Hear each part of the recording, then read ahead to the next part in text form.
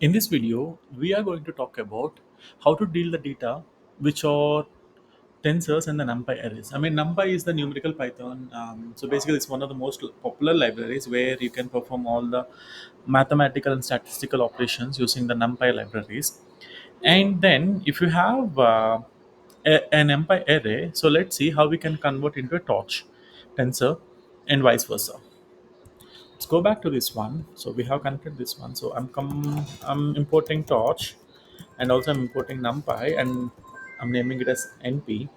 So let's assume that we have an array of np dot arrange 1 comma 10, right? Print array, and let's print the data type as well. And now this is the array and it is in 64. Let's convert this to a tensor. So tensor is equal to torch dot from numpy of array. So print tensor and also print tensor dot type. See, now we have successfully moved the converted a numpy array into a torch tensor. And so, for example, here we have converted it as in 64. If in case if you want to convert it to a torch, float 32. So torch dot from numpy of array dot type torch dot float 32, right? Print tensor. So basically, and let's see the data type of this one. So this is good. So now let's see, let's convert tensor to numpy. So once we have the data in the tensor, if you want to move to numpy, so basically it's very easy. For example, let's take a tensor of torch dot ones of 7. So print a tensor. Okay, so this one let's convert into a numpy tensor. So tensor dot numpy, as easy as that. So print numpy tensor comma numpy tensor dot data type. Can see we have converted into numpy and it is like float 32, right? And then let's look at reproducibility.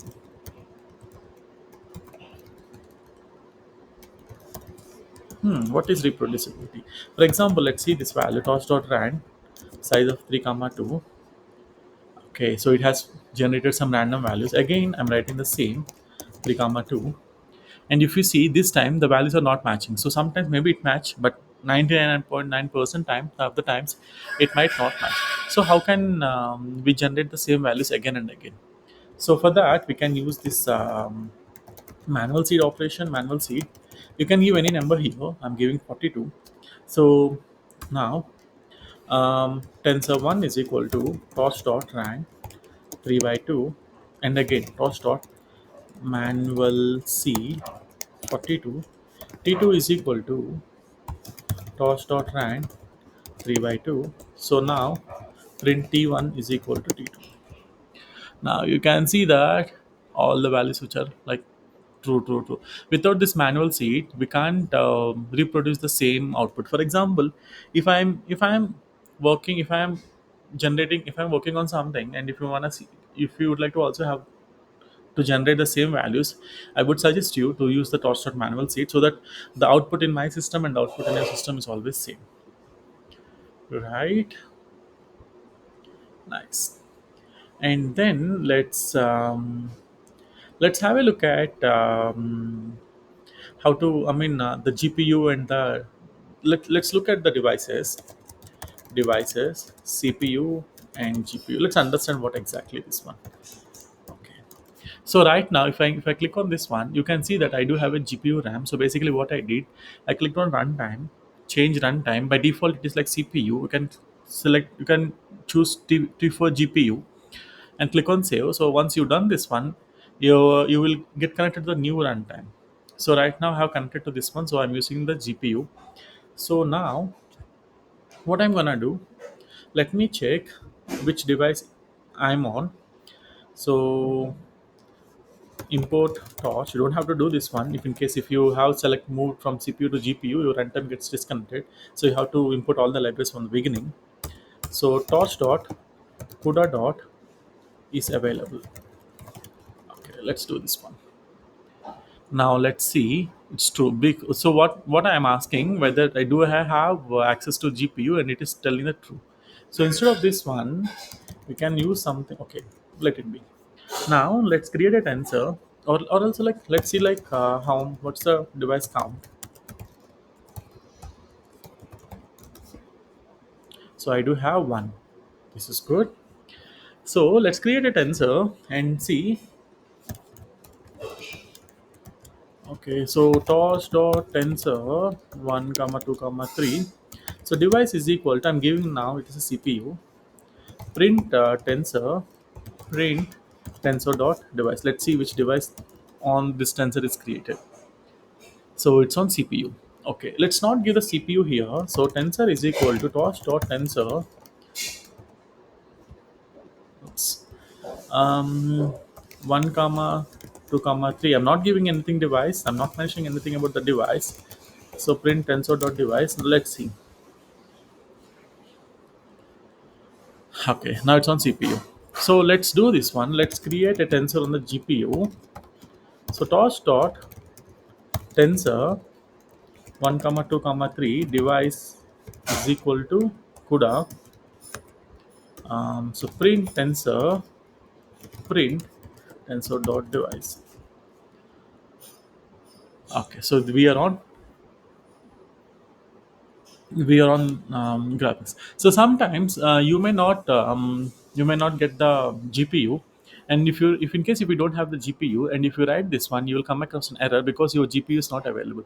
So for that, what we can do, we can create a variable something like device is equal to.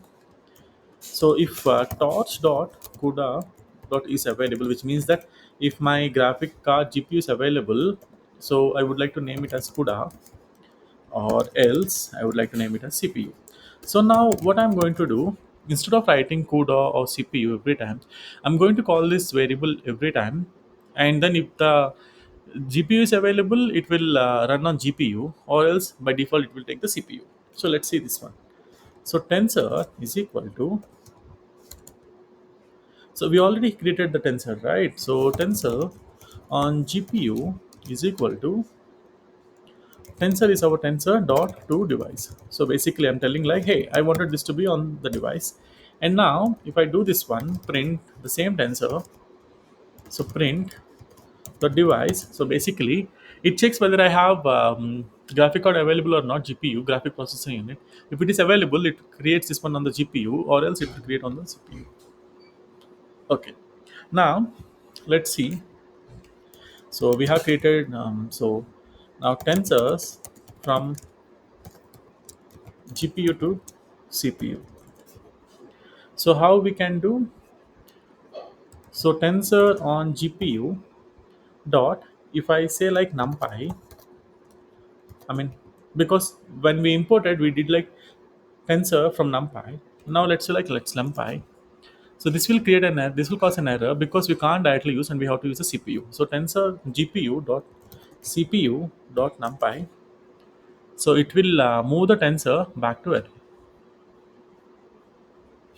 Okay, this is all about moving the data, playing the data from different multiple devices, etc. So please do watch my other videos as well, and I wish you happy learning.